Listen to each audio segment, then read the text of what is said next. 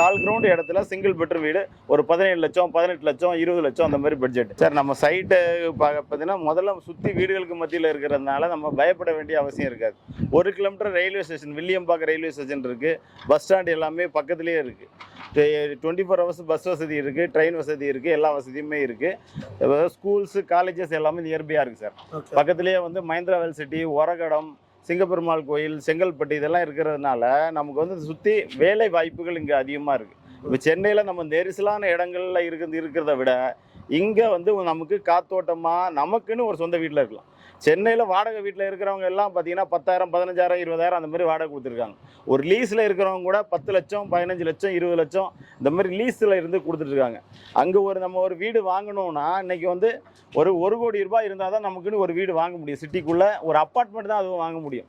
நம்ம இங்கே பார்த்தீங்கன்னா நாங்கள் ஒரு 17 லட்சம் 18 லட்ச ரூபா பட்ஜெட்லேருந்து தனி வீடுகள் கட்டி கொடுத்துருக்கோம். சிங்கிள் பெட்ரூம் வீடு ஒரு 1/4 கிரவுண்ட் இடத்துல சிங்கிள் பெட்ரூம் வீடு ஒரு 17 லட்சம் 18 லட்சம் 20 லட்சம் அந்த மாதிரி பட்ஜெட்.